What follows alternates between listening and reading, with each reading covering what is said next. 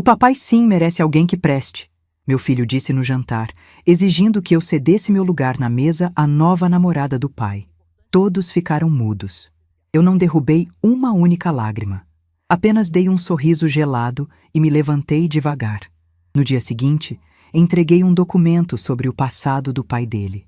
Quando ele leu a primeira linha, a xícara de café simplesmente escorregou de sua mão. Meu nome é Vera Custódio Meireles. Tenho 64 anos. Sou professora de História aposentada. Moro na Lapa, em São Paulo. E durante 32 anos fui casada com um homem que aprendi a defender antes de aprender a enxergar. Fui casada com Dirceu Fontana por 32 anos. Trabalhei, paguei as contas, criei o Rodrigo quase sozinha enquanto ele sumia em viagens, que eu fingi por muito tempo não precisar questionar. A casa da Lapa era minha, comprada com a herança da minha mãe antes do casamento. Só minha. E ele sabia disso. Rodrigo, meu filho, cresceu parecido com o pai. Não só fisicamente, embora a semelhança seja notável, mas naquele jeito de precisar de aprovação, de buscar validação, de querer que as pessoas ao redor concordassem antes de ele se sentir seguro. Quando o casamento acabou, Rodrigo tinha 31 anos e ainda precisava do pai de um jeito que me partia o coração. Não do pai de verdade, da ilusão do pai. E Dirceu reapareceu com carro, com dinheiro de origem que eu não saberia explicar, e com a Cíntia do lado, sua nova namorada. Rodrigo quis acreditar. E quando alguém precisa acreditar numa coisa, quem coloca dúvida nessa coisa vira o inimigo. Virei o inimigo. 7 anos guardando tudo, esperando o momento em que agir faria diferença, e não apenas barulho. Na quinta-feira, antes do jantar, Rodrigo me ligou. Disse que estava com saudade, que queria comer a minha lasanha, que queria um jantar em família. Usei essa palavra com a leveza de quem não sabe o peso dela. Família. Como se família fosse uma palavra que pudesse ser dita sem as marcas de tudo o que havia acontecido dentro dela. Fiz a lasanha. Comprei o vinho que ele gosta, aquele meio seco que ele toma desde os 20 e poucos anos. Passei pano no chão 2 vezes. Coloquei a mesa com a toalha que eu guardo para as ocasiões. Eles chegaram juntos. Rodrigo, Dirceu e Cíntia. Não me avisaram que Cíntia viria. Eu fui até a porta com o avental ainda na mão e me deparei com ela sorrindo, de batom vermelho, segurando uma garrafa de espumante com a naturalidade de quem é bem-vinda. Dirceu entrou na minha casa como se ela ainda fosse a casa dele, sem pedir licença, sem nenhum constrangimento no rosto, sem sequer fazer aquela pausa que qualquer pessoa com um mínimo de consciência faria ao entrar na casa de alguém com quem teve uma história longa e complicada. Entrou, olhou em volta e foi direto para a cabeceira da mesa. A cabeceira que era minha. Eu não disse nada, não naquele momento. Fui buscar mais um prato, mais um talher, mais uma taça. Coloquei para Cíntia. Acomodei onde deu. Acabei sentando de lado, no lugar que sobrou entre a parede e a cadeira com o pé torto, que eu sempre quis consertar, mas que nunca subi na lista de prioridades, porque havia sempre outra conta, outra necessidade, outro remendo antes. Servi. E quando digo que servir, quero que você entenda o que isso significa. Eu servi o vinho, a lasanha, a salada, o pão e a água. Servir cada um. Na minha própria casa. Com o meu próprio avental. Num jantar que eu preparei. Num espaço que eu paguei por 32 anos com aula de manhã, aula de tarde e correção de prova de noite, enquanto Dirceu sumia em viagens que eu fui entendendo, devagar e com muita dor, que não eram viagens de trabalho. Dirceu fez piadas durante o jantar. Cíntia ria. Rodrigo falou de uma obra no Butantã, de um projeto que estava indo bem, de um cliente que havia elogiado o trabalho dele. Ele parecia aliviado de ter o pai do lado. Parecia, pela primeira vez em muito tempo, relaxado. E eu olhei para esse filho meu de 38 anos, engenheiro civil, gerente, homem formado, e pensei em quantas noites eu passei sozinha para que ele chegasse onde chegou. Foi na sobremesa que aconteceu. Dirceu havia se levantado para buscar água. Cíntia estava olhando para o celular. E Rodrigo se virou para mim com aquela expressão de quem está prestes a dizer algo razoável, algo lógico, algo de bom senso. Aquela expressão que eu conheço desde que ele tinha 6 anos e queria me convencer de alguma coisa. Mãe, a Cíntia ia ficar mais confortável se você ficasse do outro lado. Eu olhei para ele. Ela tá um pouco espremida ali. E o papai fica melhor com ela do lado. Silêncio. Cíntia ergueu o olhar do celular. Dirceu voltou com o copo d'água e ficou parado perto da pia, ouvindo. E Rodrigo completou, com a voz de quem está apenas sendo prático. O papai merece alguém que preste, mãe. A gente sabe que vocês dois não se entendem mais. Não precisa ser difícil. O papai merece alguém que preste. Ele disse isso para mim. Para mim. Na minha casa. Com a lasanha que eu fiz ainda quentinha na travessa. Para a mulher que o criou sozinha, enquanto o papai em questão estava em outro lugar, com outra mulher, gastando dinheiro que às vezes era dinheiro que eu havia colocado na conta conjunta porque ele dizia que precisava. Eu não chorei. Essa é a parte que as pessoas que me conhecem acham mais impressionante quando conto. Eu não chorei. Não levantei a voz. Não quebrei nada. Me levantei devagar, tirei o avental, dobrei com cuidado, coloquei sobre a cadeira. Disse que estava cansada e que eles podiam ficar à vontade. Fui para o meu quarto. Fechei a porta. Sentei na beira da cama no escuro e fiquei assim por 40 minutos sem fazer absolutamente nada. 40 minutos sem fazer nada é a coisa mais ativa que eu já fiz na minha vida. Porque durante esses 40 minutos eu não estava paralisada. Estava decidindo. Depois liguei para a Neuza. Neuza Carvalho é minha vizinha há 22 anos. Professora de educação física aposentada, mulher de riso alto e língua afiada, que desde o divórcio diz abertamente que Dirceu sempre foi uma figura duvidosa. Ela ficou em silêncio enquanto eu contei. Quando terminei, ela perguntou: Verá, o que você quer fazer? Eu disse: Eu quero que cada um receba o que merece. Ela disse: Então eu venho aí amanhã cedo. Mas antes de a Neuza chegar, eu já havia ido até o armário do escritório. Abri o segundo gaveta, que tem a fechadura que nunca uso porque nunca precisei, e peguei a pasta identificada como Dirceu, jurídico. Atrás dela havia outra, menor, de plástico cor de mostarda, com um elástico que eu havia colocado em 2014 e que nunca mais havia aberto.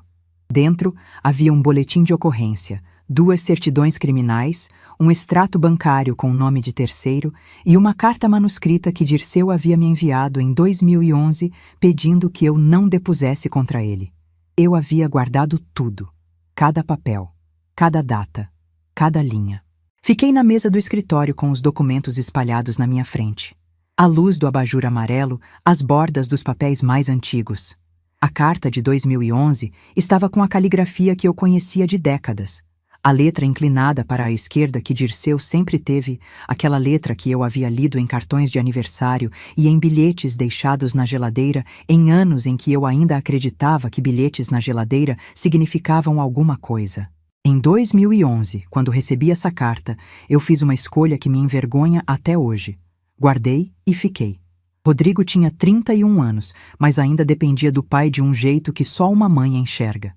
Convenci a mim mesma de que usar aquela carta destruiria algo que ele ainda não estava pronto para perder. Sei agora, com 64 anos e 32 de casamento mais 7 de divórcio, que eu não estava protegendo meu filho. Estava adiando o inevitável e pagando o preço sozinha. No domingo de manhã, coloquei os documentos num envelope, fui até o apartamento de Rodrigo no Morumbi e deixei com o porteiro. Escrevi no envelope: Para Rodrigo. Leia com calma. Esteja sentado. Ele me ligou 40 minutos depois. Quando atendeu, não disse nada. Eu ouvi a respiração dele. Ouvi o silêncio do apartamento dele do outro lado. Depois ouvi o barulho de cerâmica batendo no chão. A xícara. Esperei. Ele disse com uma voz que eu não havia ouvido desde que ele era adolescente: Mãe. Eu disse: Sim? Ele não completou. Eu disse: Quando você quiser conversar de verdade, eu estou aqui. Mas eu precisava que você soubesse quem é o homem que você defendeu na minha mesa. E desliguei. Fiquei sentada na poltrona do escritório por um tempo depois disso. A Neuza chegou às 9 da manhã. Eu já estava vestida, com o café pronto, com as pastas sobre a mesa. Ela entrou, olhou para mim, olhou para as pastas e não disse nada por um longo momento. Depois falou: Você já sabia o que ia fazer antes de me ligar, não sabia? Eu disse: Sabia desde que ele abriu a boca. E eu sabia de algo mais. Sabia de algo que guardei até o momento certo, que segurei como quem segura uma carta que muda o jogo. A ação de retificação de registro imobiliário. A ação que eu e o Dr. Armando havíamos iniciado em 2016 para remover o nome de Dirceu do refinanciamento que ele me havia feito assinar em 2004.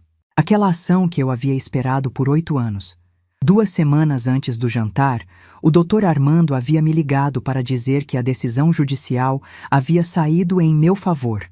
A casa estava, oficial e exclusivamente, em meu nome. Eu havia guardado essa notícia, esperando o momento. O momento havia chegado, mas eu ainda não sabia o pior que estava por vir. E o pior, quando veio, veio com uma velocidade que eu não esperava. Antes de continuar, preciso te perguntar uma coisa. Você estava na minha situação.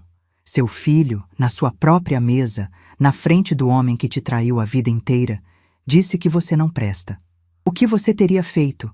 Teria chorado? Teria gritado? Teria ido embora calada igual eu fui? Me conta nos comentários antes de continuar, porque o que eu fiz no dia seguinte vai te surpreender. No dia seguinte ao telefonema, liguei para o Dr. Armando Quelhas.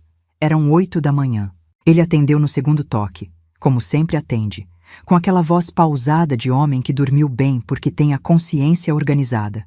Conheço o Dr. Armando há mais de 30 anos. Fomos vizinhos de porta na Vila Mariana, nos anos 90, antes de ele se mudar e antes de eu me mudar. Ele orientou o meu divórcio, conhece cada pasta que eu tenho, cada documento, cada data. Quando eu ligo cedo, ele sabe que é sério. Contei o que havia acontecido no jantar. Contei sobre o envelope. Contei sobre a xícara caindo. Ele ficou quieto um instante. Depois perguntou direto. Você ainda tem as pastas todas? Disse que sim. Me traz tudo. Vamos sentar. Fui ao escritório dele na terça-feira. O escritório fica no centro, numa daquelas ruas do centro antigo de São Paulo que parece que o tempo não passou. Prédios de fachada cinza, janelas altas, corredor de mármore no andar do cartório. Levei as pastas numa sacola de mercado de tecido, dessas que eu reutilizo. 3 pastas, uma sacola. Parecia pouco para 32 anos de casamento. Mas o que estava dentro não era pouco. O Dr. Armando colocou os óculos, abriu tudo sobre a mesa de madeira escura dele e passou mais de 2 horas lendo em silêncio. De vez em quando pedia que eu confirmasse uma data ou explicasse um contexto. Era a mesma forma que ele sempre trabalhou, lento por fora, rápido por dentro, processando cada detalhe com aquela meticulosidade que só vem de 50 anos lidando com o que as pessoas deixam de registrar. No final, ele tirou os óculos, limpou com a borda da camisa, o gesto de sempre, e disse: Vera, você é a pessoa mais organizada que eu já atendi em 50 anos de advocacia. Não era elogio, era constatação.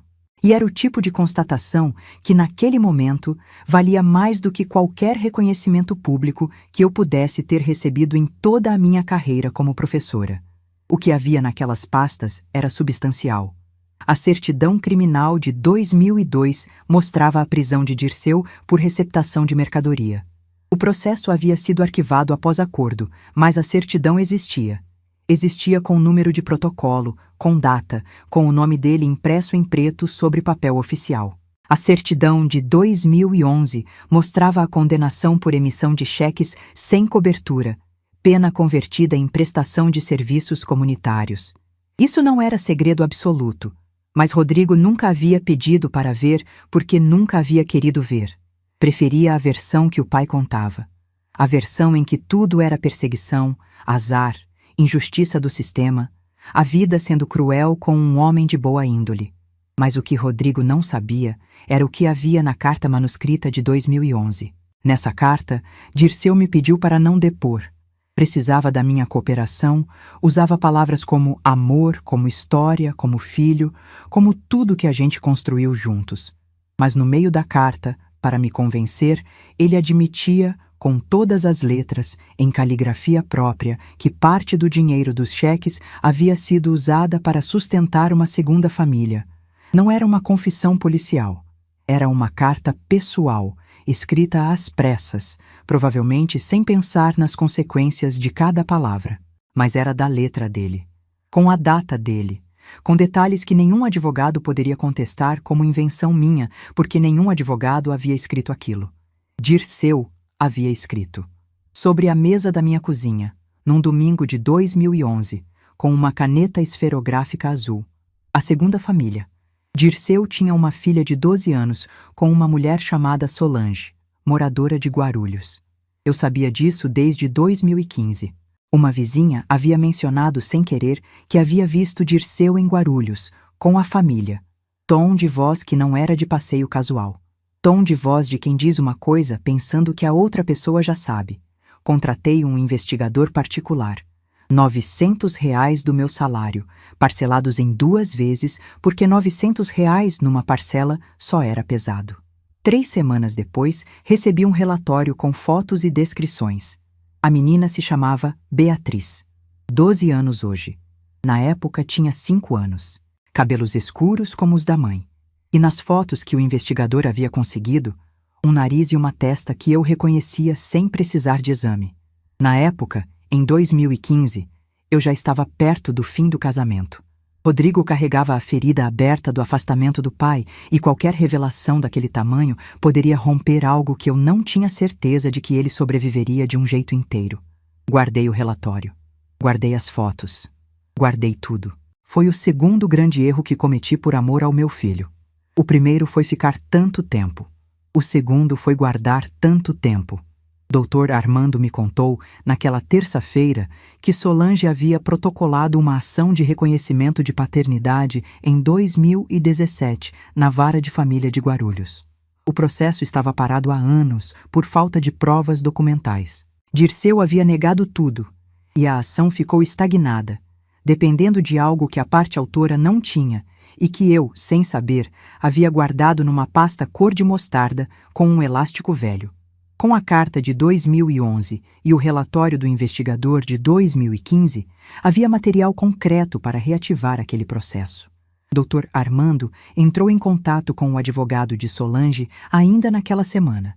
Eu não era parte na ação. Era a testemunha que tinha o que eles precisavam.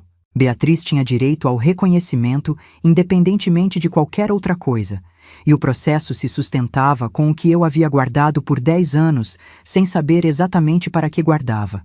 Havia ainda a questão do imóvel. Durante o casamento, em 2004, Dirceu havia me convencido a incluir o nome dele num refinanciamento. Disse que era necessário para um negócio. Eu assinei. Não li com atenção suficiente, não fiz perguntas suficientes, confiei onde não deveria ter confiado. Doutor, Armando havia me dito, lá no divórcio de 2016, que havia uma forma de reverter isso, mas o processo era longo. Começamos em 2016, 8 anos. O que Rodrigo não sabia é que a ação havia finalmente saído. A decisão judicial havia saído em meu favor 2 semanas antes do jantar.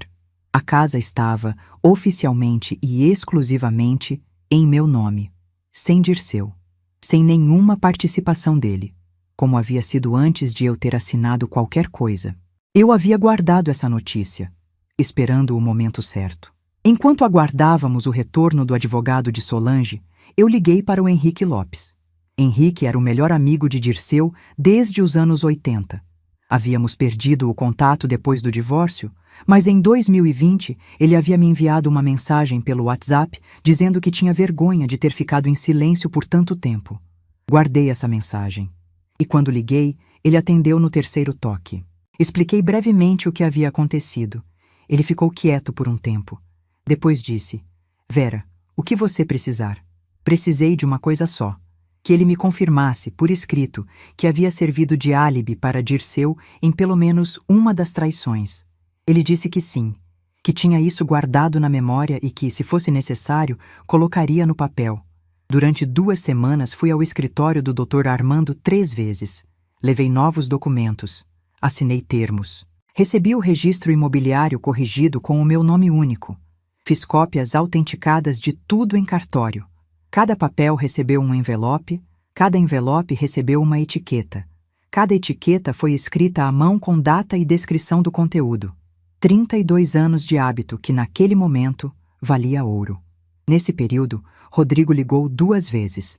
Nas 2 vezes, eu atendi com calma. Conversei sobre trabalho, perguntei da obra no Butantã, não mencionei o jantar, não mencionei o envelope. Ele parecia desconfortável com a minha normalidade. Na segunda ligação, ele perguntou, quase sem querer: Mãe, tem mais coisa aí naquelas pastas? Eu disse: Sempre teve, filho. Você nunca perguntou. Silêncio de 5 segundos. Depois ele disse que ia passar no fim de semana.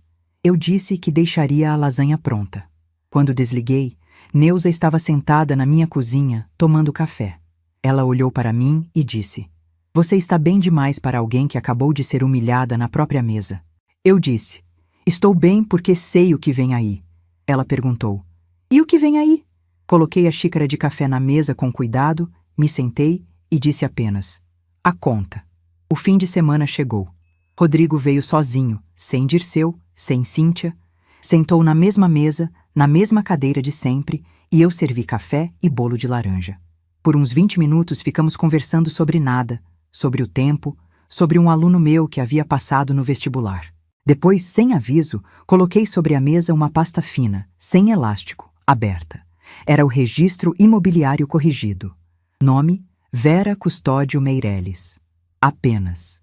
Rodrigo olhou para o documento. Depois olhou para mim. Eu disse: Essa casa nunca foi do seu pai, Rodrigo. Nunca foi.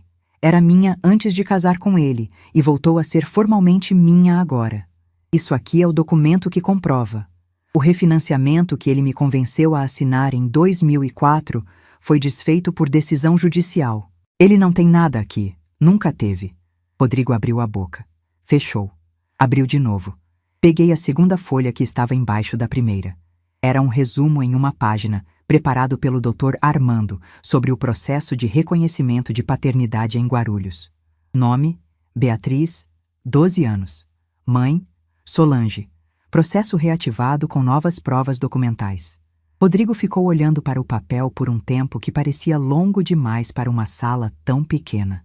Quando levantou o rosto, os olhos estavam vermelhos. Eu não me movi. Disse com voz tranquila, a mesma voz que uso para explicar a Revolução Francesa para adolescentes que prefeririam estar no celular. Você tem uma irmã que nunca te apresentaram. Seu pai sabe que ela existe. Eu sei desde 2015. Guardei porque achei que você não estava pronto. Errei em guardar tanto tempo, mas agora você está sentado aqui me dizendo que eu não presto, então achei que era hora de você saber. Rodrigo colocou o cotovelo sobre a mesa e a mão sobre os olhos. Cíntia ligou 3 vezes durante essa conversa. Ele não atendeu. Dirceu ligou uma vez. Rodrigo olhou para o nome na tela e desligou sem atender. Me levantei, fui até a cozinha, cortei outro pedaço de bolo e voltei. Coloquei na frente dele sem dizer nada. Sentei e esperei, porque eu sabia que Dirceu não aceitaria aquilo em silêncio. O que você vai ouvir agora e o que aconteceu quando Dirceu decidiu reagir. Dirceu descobriu, por Rodrigo, que eu havia mostrado os documentos. Não levou 3 dias. A primeira resposta veio como uma mensagem no WhatsApp, de um número que eu não conhecia, dizendo que eu deveria ter cuidado com o que faço, porque algumas coisas podem voltar, sem assinatura, sem ameaça direta o suficiente para ser levada imediatamente a uma delegacia, mas suficiente para deixar claro de onde vinha e o que pretendia. Era o estilo de Dirceu. Insinuação, pressão lateral, o recado que não pode ser citado como prova, mas que a destinatária entende perfeitamente. Eu li a mensagem 2 vezes, tirei o print com data e hora, e escrevi num caderno a descrição exata, hora, conteúdo palavra por palavra, número do remetente. Guardei o caderno ao lado das pastas. Depois Cíntia ligou para mim diretamente. A voz dela era doce demais, educada demais. Aquele tipo de educação que não é cortesia e cálculo. Disse que estava preocupada com a minha saúde, que Rodrigo havia comentado que eu andava nervosa, que às vezes, com a nossa idade, a gente começa a misturar as coisas, a confundir datas, a interpretar documentos de um jeito que não era o jeito certo. Disse que seria importante eu conversar com um médico. Disse, com a nossa idade, com uma intencionalidade que qualquer pessoa de 64 anos com a minha história reconhece imediatamente. Era o começo de uma tentativa de me desacreditar. Se eu perdesse a calma, se eu gritasse, se eu respondesse de qualquer forma emocional, eles teriam a narrativa pronta. A mãe esta, desequilibrada, senil, inventando coisas por amargura de divórcio. Era o roteiro mais velho do mundo, e eu o reconheci na segunda frase dela. Desliguei sem responder. Liguei imediatamente para o Dr. Armando.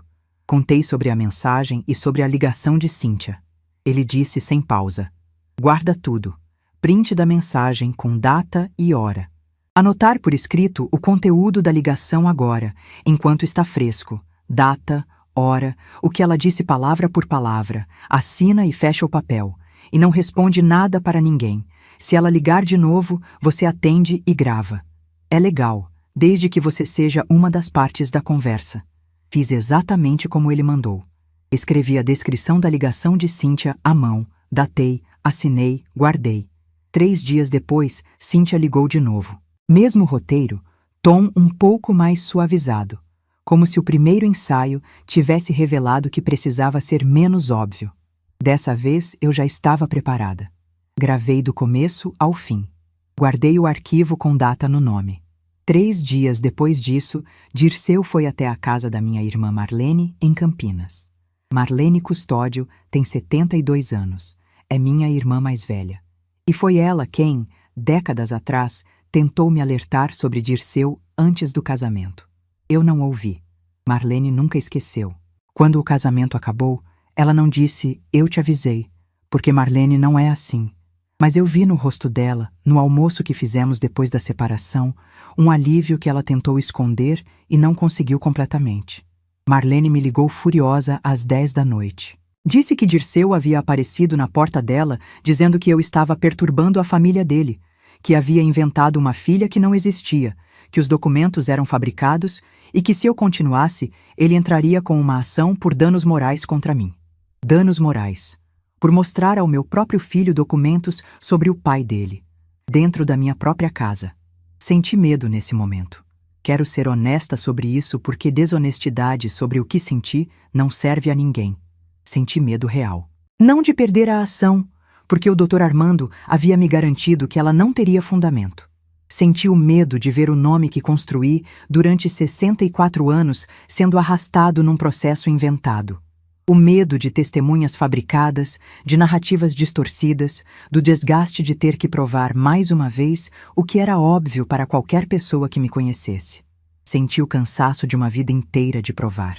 Fui dormir tarde. Acordei cedo. Às 7 da manhã do dia seguinte, liguei para o Henrique. Disse, Henrique, eu preciso daquilo por escrito agora. Ele disse, eu sei, já estava esperando você ligar. 2 dias depois, Henrique Lopes apareceu pessoalmente no escritório do Dr. Armando com uma declaração assinada. 3 páginas escritas com a letra grande e cuidadosa de quem não escreve muito, mas quando escreve quer que seja legível. Descrevendo, com datas e circunstâncias, pelo menos 2 ocasiões em que havia servido de álibi para Dirceu durante as traições. Com nomes, com o nome de Solange. E com a menção de que Henrique havia conhecido Beatriz em 2016, quando Dirceu o levou até Guarulhos e pediu que não contasse nada. O Dr. Armando leu as 3 páginas em silêncio total. Depois tirou os óculos, o gesto de sempre, e disse: com isso e com a carta manuscrita de 2011, o processo de Guarulhos tem agora o que precisava para seguir em frente. A Beatriz tem direito a isso e os documentos se sustentam sozinhos. Mas havia ainda um passo que eu não havia contado para ninguém. Nem para Neuza, nem para Marlene. Depois do jantar daquele sábado, quando decidi que não ficaria mais parada esperando, voltei a contratar o mesmo investigador particular de 2015. Paguei com dinheiro da minha aposentadoria. Parcelei em 2 vezes como da primeira vez. 11 dias depois, o investigador me entregou um relatório com uma informação que mudou o tamanho do problema. O apartamento onde Dirceu morava com Cíntia estava registrado no nome de um primo de Dirceu, homem que morava no Paraná e que, segundo o relatório, nunca havia efetivamente residido em São Paulo. O aluguel declarado era simbólico, um número que não correspondia a nenhuma realidade de mercado naquela região da cidade. O investigador havia descoberto, através de registros públicos cruzados com informações de cartório, que Dirceu havia tentado registrar o apartamento no nome do primo para evitar que o imóvel aparecesse como bem a ser considerado em eventuais ações futuras. O problema, para Dirceu, era o timing. Essa operação havia sido feita em 2018, pouco depois do nosso divórcio e durante o período em que a ação de reconhecimento de paternidade de Beatriz, protocolada por Solange em 2017, ainda estava em andamento na Vara de Família de Guarulhos. Isso significava que havia indícios de uma manobra para ocultar patrimônio durante um processo judicial em curso. Quando mostrei o relatório ao Dr. Armando, ele ajustou os óculos devagar. Ficou na última página por um longo tempo. Depois disse, com a calma de quem está calculando exatamente o que aquilo significa: verá, isso aqui não é mais só uma questão de família. Naquela semana protocolamos 2 ações. A primeira era a colaboração formal com o processo de Guarulhos, agora reaberto com todos os documentos que eu havia reunido, incluindo o pedido de retroatividade dos alimentos devidos a Beatriz desde 2017, calculados com correção monetária pelo período inteiro de omissão.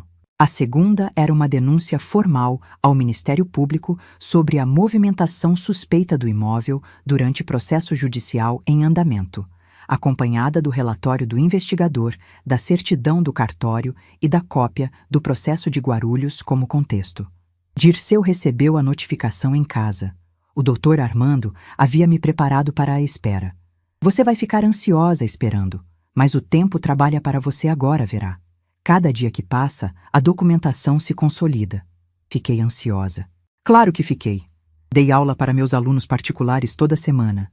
Corrigi redações sobre a Era Vargas, tomei café com Neuza, liguei para Marlene toda quinta-feira como sempre faço e esperei. Era o mesmo tipo de espera que eu havia praticado por 32 anos, mas com uma diferença fundamental. Dessa vez, eu sabia o que a espera estava construindo.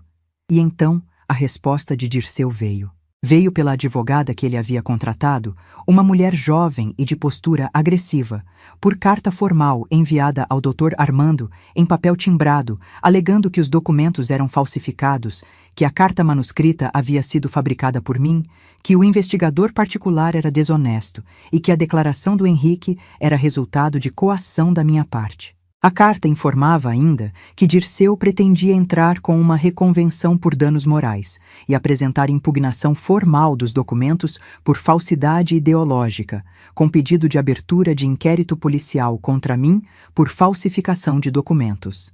Falsificação de documentos. Contra mim. Quando o Dr. Armando me ligou para me contar o conteúdo da carta, a minha voz saiu firme. Perguntei, o que a gente faz? Ele disse, a gente responde na audiência. A audiência foi marcada para 3 meses depois na Vara de Família. Naqueles 3 meses, aconteceu algo que eu não havia previsto. Dirceu foi até Rodrigo. Soube depois, pela própria voz do meu filho, o que havia acontecido. Dirceu apareceu no apartamento de Rodrigo no Morumbi com a história de que eu estava destruindo a família, de que os documentos eram invenção minha, de que Solange havia mentido a vida inteira e Beatriz era filha de outro. Disse que Rodrigo era o único que podia segurar aquilo. E Rodrigo, que desde o envelope havia passado semanas dormindo mal e evitando os 2 lados, cedeu mais uma vez. Não porque acreditasse no pai, mas porque não sabia como não ceder. Era o mesmo mecanismo de sempre, a necessidade de aprovação masculina que só se forma assim quando um pai ausente reaparece com dinheiro e um sorriso e pede que o filho escolha um lado. Rodrigo concordou em comparecer na audiência como testemunha de caráter do pai. Quando me contaram isso, senti algo que não era surpresa. Era aquela dor específica de ver o filho que você criou sendo usado pelo mesmo homem que você passou a vida protegendo-o. Uma dor que não tem nome próprio, mas que qualquer mãe que viveu algo parecido reconhece na descrição. Não chorei. Organizei as pastas para a audiência. Comparecemos ao fórum com tudo. Originais das certidões criminais com número de processo. A carta manuscrita de 2011 com laudo de grafoscopia que eu havia solicitado por conta própria naquele mesmo ano, 2011, quando decidi guardar e ainda não sabia exatamente para quê, e que Dr. Armando havia providencialmente arquivado. O relatório do investigador. A declaração do Henrique, os prints das mensagens, as anotações contemporâneas da primeira ligação de Cíntia e a gravação autorizada da segunda. e o registro imobiliário corrigido da minha casa, mostrando que eu nunca havia dependido de Dirceu para nada que fosse juridicamente relevante. A sala da audiência era pequena, com cadeiras de plástico em fileiras e uma mesa comprida onde a juíza ficava com a sua assessora ao lado. Dirceu chegou com a advogada jovem. Chegou com Rodrigo. Quando vi meu filho entrar naquela sala, do lado dele, algo em mim quis fechar os olhos. Não fiz isso. Olhei diretamente para Rodrigo. Ele desviou o olhar. A audiência durou 4 horas. A advogada de Dirceu era tecnicamente competente. Eu sei reconhecer quando alguém é bom no que faz, e ela era. Mas não tinha material. Cada argumento que ela levantava, Dr. Armando respondia com um documento datado. Quando ela alegou falsificação da carta manuscrita, o Dr. Armando entregou à juíza o laudo de grafoscopia, elaborado por perito independente em 2011, confirmando a autoria de Dirceu. O perito havia sido contratado por mim, não pelo Estado, não por nenhuma das partes processuais. Por mim, numa quinta-feira de 2011, com dinheiro do meu salário de professora, porque eu precisava saber com certeza que o que eu estava guardando era real. Quando a advogada alegou coação contra Henrique, Henrique estava presente. Sentado nas cadeiras de plástico, com o terno que parecia um pouco pequeno para ele, ele confirmou pessoalmente, sob compromisso, o conteúdo da declaração. Com datas, com circunstâncias, com o nome de Beatriz mencionado de um jeito que não deixava dúvida sobre o que ele havia visto em 2016 em Guarulhos. A juíza pediu uma pausa. Fiquei sentada durante esses 20 minutos olhando para as mãos. O Dr. Armando ficou em silêncio ao meu lado. Neuza, que havia insistido em vir como apoio e ficado do lado de fora, me mandou uma mensagem. Como está? Respondi. Bem, era verdade. A juíza voltou. Leu a decisão com a voz igual de quem lê uma lista de supermercado e uma decisão que muda a vida de 4 pessoas ao mesmo tempo. O pedido de abertura de inquérito por falsificação não encontrava amparo em nenhuma prova apresentada e seria arquivado naquele momento. Os documentos apresentados em relação à movimentação do imóvel durante o processo de Guarulhos seriam encaminhados ao Ministério Público para análise autônoma. Em relação ao processo de reconhecimento de paternidade, o material apresentado era suficiente para determinar exame de DNA compulsório, com prazo de 30 dias para cumprimento. Dirceu ficou quieto na cadeira. A advogada escrevia no bloco. Rodrigo ficou olhando para a mesa durante toda a leitura. Quando saímos do fórum, eu e o Dr. Armando caminhando lado a lado pela calçada com o sol de outubro batendo de lado, ele disse em voz baixa: "Foi o que podia ser feito hoje. O resto vai vir." Eu disse: "Eu sei, estou bem." E estava. Pela primeira vez em muitos anos, estava de um jeito que não precisava de verificação externa para ser verdadeiro. Mas o que você vai ouvir agora é que Dirceu não aceitou. E quando Dirceu não aceita, ele vai fundo. Sabia que ele não pararia na audiência. Conhecia Dirceu há mais de 30 anos. Sabia como ele funcionava quando encurralado. Ia mais fundo, procurava uma brecha lateral, tentava uma manobra que deslocasse a atenção do problema principal. 3 semanas depois da audiência, recebi uma ligação de número desconhecido. A voz era masculina. Não reconheci, e a mensagem foi curta. Havia pessoas interessadas nos documentos que eu havia apresentado, e seria melhor que eu pensasse bem antes de continuar. Desligaram antes que eu pudesse responder qualquer coisa. Liguei para o Dr. Armando imediatamente. Descrevi a ligação palavra por palavra. Ele disse: "Anota tudo agora. Data, hora, o que foi dito exatamente." Anotei. Depois ele disse algo que ficou comigo. "Verá, quando o outro lado começa a pressionar fora do processo, e porque dentro do processo eles sabem que estão perdendo, isso é sinal, não é ameaça real." Eu disse que entendia. E entendia. Mas entender não elimina o medo. O medo real veio por outro caminho. Dirceu, pela advogada, protocolou um pedido de medição de capacidade cognitiva. Em linguagem jurídica limpa, era um pedido para que eu fosse submetida à avaliação psicológica, argumentando que os documentos que eu havia apresentado poderiam ser resultado de estado emocional alterado decorrente do processo de separação. e que minha capacidade de testemunhar em processos envolvendo as partes devia ser questionada. Era isso que Cíntia havia preparado com as ligações. Era o roteiro completo. Primeiro plantar a semente da instabilidade emocional em conversas informais, depois formalizar numa petição. Se eu reagisse com raiva, alimentava a narrativa. Se eu ficasse em silêncio, a petição ficaria sem resposta. Dr. Armando foi direto quando me mostrou o documento. Isso não tem fundamento. É uma tática para atrasar o processo e gerar desgaste. Mas precisa ser respondida formalmente, e vamos responder. Mas o que veio na semana seguinte foi o que realmente me assustou. Rodrigo me ligou. A voz dele estava diferente, tensa de um jeito que eu reconhecia da infância. Aquela sensação de quando ele havia feito algo e estava tentando encontrar as palavras. Ele disse que havia conversado com o pai e que achava que eu estava exagerando nas coisas, que os documentos podiam ter uma interpretação diferente, que ele sabia que eu era uma boa mãe, mas que aquilo estava destruindo a família e que ele não conseguia ficar no meio.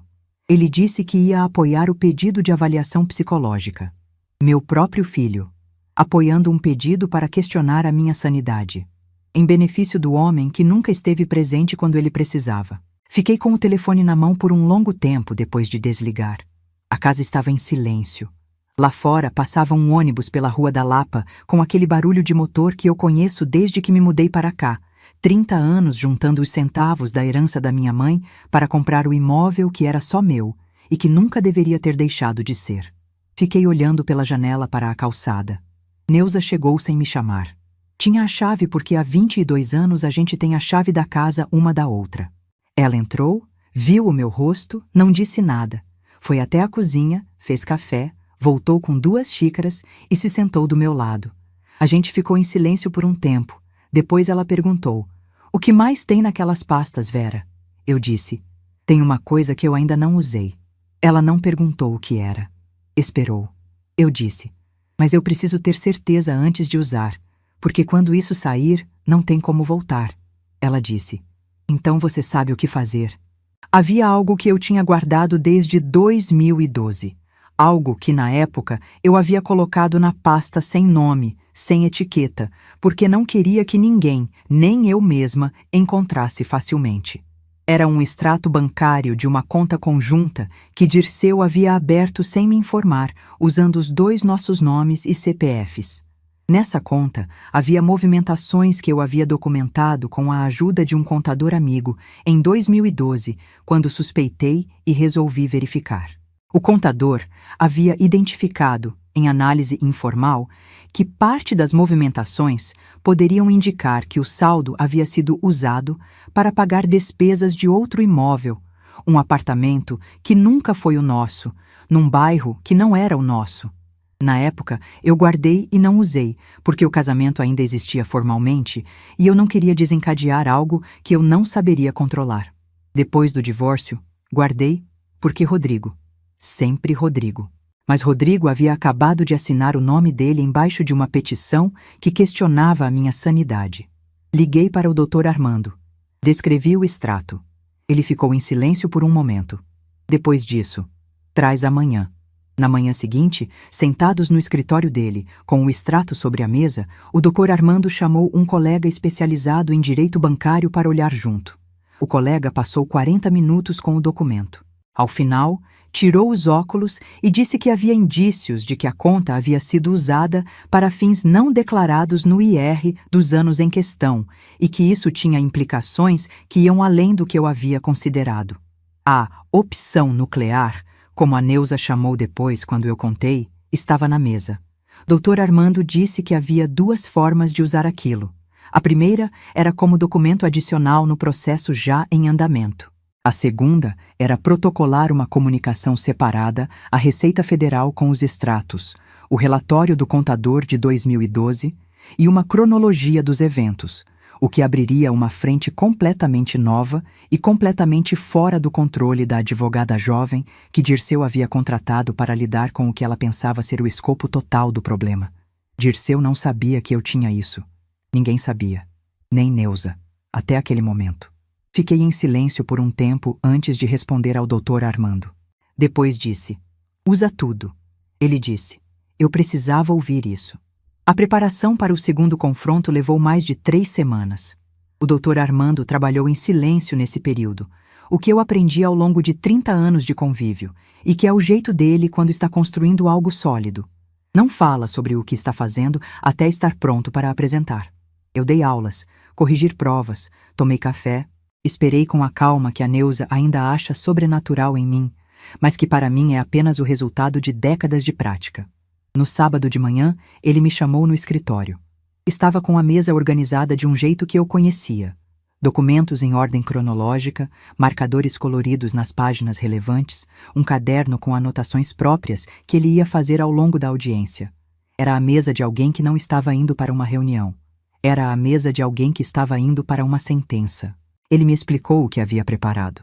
O primeiro documento era a resposta formal ao pedido de avaliação cognitiva, acompanhada de um atestado do meu médico de família, que me acompanha há 12 anos, confirmando meu estado de saúde pleno, e de declarações de 2 testemunhas do caráter.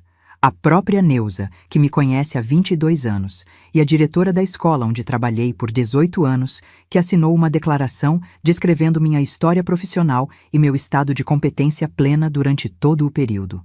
O pedido de avaliação seria respondido com 4 documentos independentes, todos emitidos por pessoas sem relação entre si e sem interesse no resultado. O segundo era o compilado para a vara de família, a linha do tempo completa das movimentações de Dirceu, desde 2002 até o presente, organizada em ordem cronológica, com documentos de origem para cada evento relevante. Certidões criminais. Carta manuscrita com laudo de grafoscopia. Relatório do investigador de 2015. Declaração do Henrique. Relatório do investigador de 2023. Prints e gravação das tentativas de intimidação de Cíntia. Extrato bancário da conta não declarada com análise do contador. Tudo datado, tudo autenticado, tudo correlacionado. O terceiro, separado em envelope azul sobre a mesa, era a comunicação à Receita Federal. Eu olhei para o envelope azul. Doutor, Armando disse, quando isso for protocolado, abre uma frente que a advogada dele não tem como fechar porque não está dentro da jurisdição dela. São instâncias diferentes, com procedimentos diferentes, com prazos diferentes. A partir desse momento, Dirceu vai ter que responder em mais de uma frente ao mesmo tempo. Perguntei se havia risco para mim em fazer isso. Ele disse, você está comunicando fatos documentados às autoridades competentes. Isso não é só um direito. Em determinadas circunstâncias, é uma obrigação. Você está coberta. Assinei tudo o que precisava ser assinado. Na semana seguinte, uma manhã de quarta-feira, a audiência foi marcada para as 10 horas. Cheguei às 9h40. Estava com uma blusa bege que comprei há 8 anos e que ainda fica bem, saia escura, os cabelos presos. Neuza havia insistido em me acompanhar de novo e ficou na sala de espera com um livro que eu sabia que ela não ia conseguir ler. O doutor Armando chegou exatamente às 10h-5, pasta na mão, expressão de quem dormiu bem. A sala era diferente dessa vez. Não era a mesma vara de família. Era uma sala maior, com mais pessoas, porque havia 2 ações correndo em paralelo com pontos de intersecção que a juíza havia decidido tratar em sessão conjunta.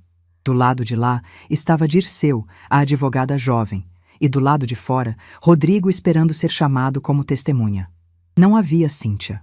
Soube depois que ela havia pedido demissão da clínica e se mudado com uma tia no interior de Minas Gerais antes mesmo da audiência. A juíza conduziu com objetividade.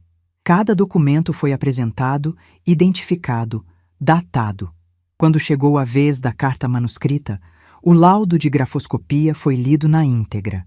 A advogada de Dirceu tentou questionar a validade do perito.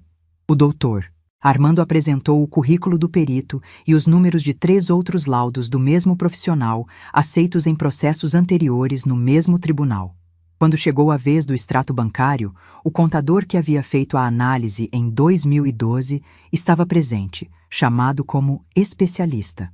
Ele leu as conclusões do relatório com a paciência de quem já explicou planilha financeira para juiz antes. A advogada de Dirceu fez perguntas. O contador respondeu com números. O exame de DNA havia sido realizado no prazo, conforme determinado na audiência anterior. O resultado estava na pasta da juíza. Ela o leu em voz alta. Dirceu Fontana era, com 99,9% de certeza estatística, o pai biológico de Beatriz. Dirceu não reagiu de forma visível quando a juíza leu o resultado. Ficou olhando para a mesa com aquela expressão de homem que havia calculado mal e estava processando o tamanho do erro. A advogada colocou a mão no braço dele num gesto que parecia mais contenção do que conforto. A juíza suspendeu por 15 minutos. Voltou. Leu a decisão em partes. Primeira parte. O pedido de avaliação cognitiva apresentado pela parte adversa era improcedente e estava arquivado. As provas apresentadas demonstravam capacidade plena da colaboradora. Segunda parte. O reconhecimento de paternidade estava determinado com base no exame de DNA e nos documentos corroborativos. Dirceu Fontana era oficialmente o pai registral de Beatriz. Os alimentos retroativos eram devidos desde 2017, corrigidos monetariamente, calculados com base na renda documentada do requerido e a ser pagos em parcelas mensais, mais uma entrada referente ao retroativo acumulado. Terceira parte. Os documentos referentes à movimentação do imóvel registrado em nome de terceiro durante processo judicial em andamento haviam sido encaminhados ao Ministério Público, que havia aceitado a comunicação e aberto inquérito formal. O imóvel estava sob bloqueio cautelar enquanto a investigação seguia seu curso. Quarta parte. A comunicação à Receita Federal havia sido recebida e protocolada. A Receita Federal abrirá procedimento de ofício com base nas informações recebidas. Isso estava fora da jurisdição da Vara de Família e seguiria tramitação própria. A advogada de Dirceu escrevia rápido no bloco. Dirceu olhava para a mesa. E Rodrigo, que havia entrado na sala durante a leitura da decisão, porque foi chamado e acabou ouvindo a parte sobre Beatriz, ficou parado na entrada.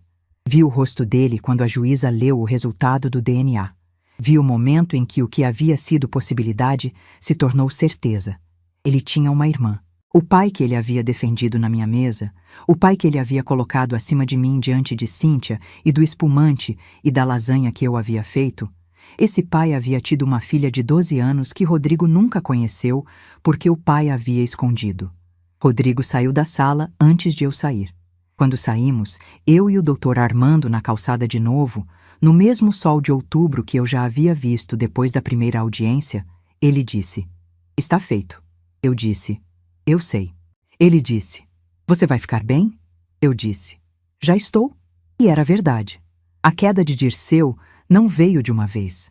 Veio em partes, como sempre vem, quando o edifício que um homem construiu sobre mentiras começa a ser desmontado documento por documento.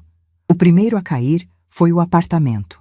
O bloqueio cautelar do imóvel registrado no nome do primo do Paraná foi confirmado pelo juiz do inquérito do Ministério Público 3 semanas depois da audiência. O primo, que nunca havia residido em São Paulo e que havia assinado os papéis sem entender completamente as implicações, entrou em pânico quando foi notificado e contratou um advogado próprio para se dissociar da situação.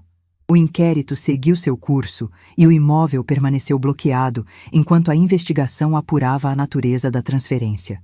Dirceu passou a pagar aluguel de um kitnet no Brás, porque era o que cabia com o que sobrou depois que o apartamento foi bloqueado. Cíntia já havia saído. Ela é uma mulher prática, como eu disse, e uma mulher prática não fica num barco que está afundando por romantismo.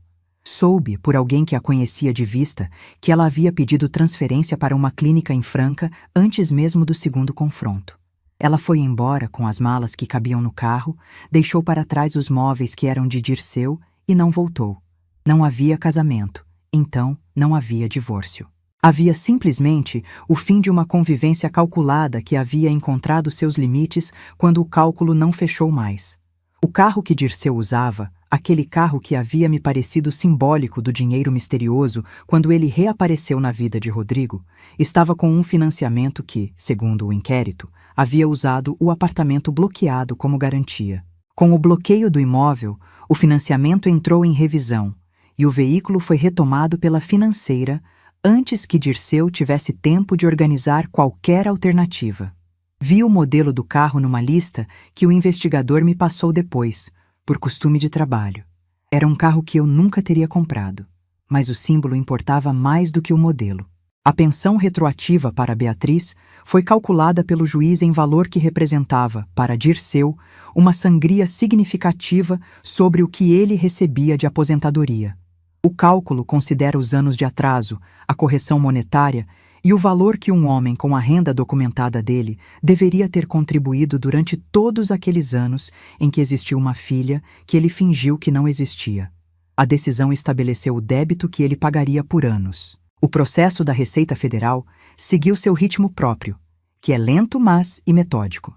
A comunicação que o Dr. Armando havia protocolado uma petição formal a Dirceu para apresentar documentação sobre as movimentações da conta dos anos em questão. O prazo para a resposta era de 30 dias.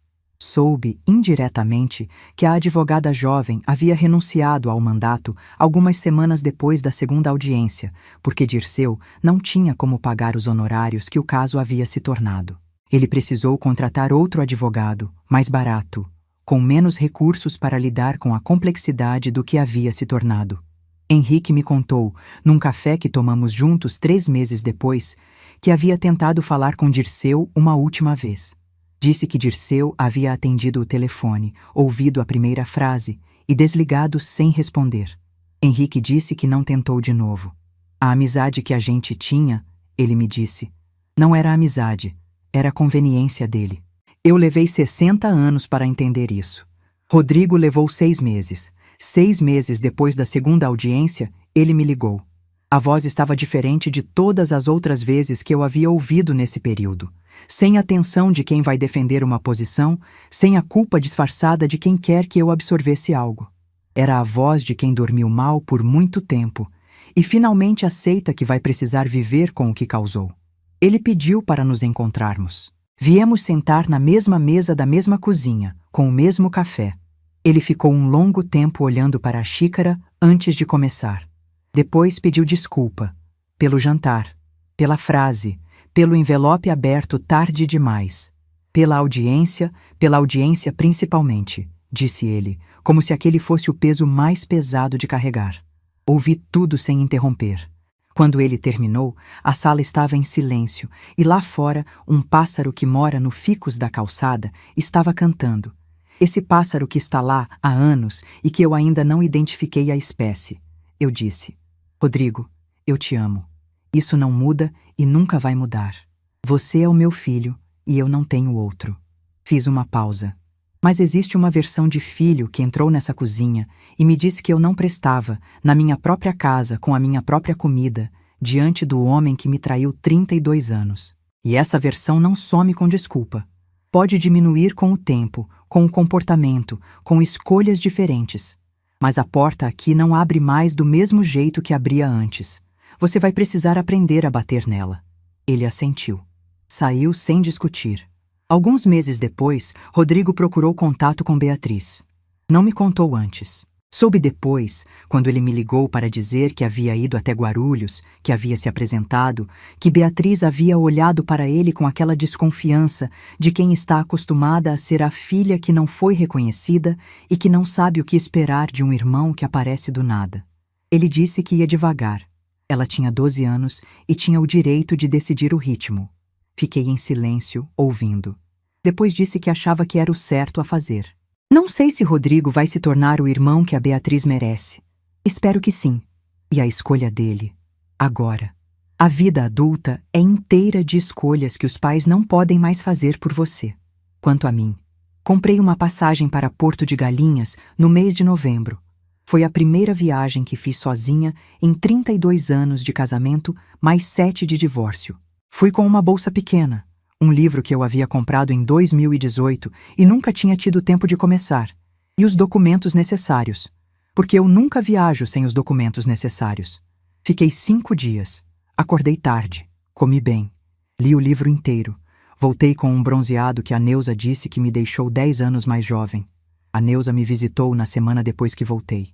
Ficamos na varanda com café, como sempre, com aquela tarde de novembro que em São Paulo pode ser quente de um jeito que surpreende depois de tanto nuvem.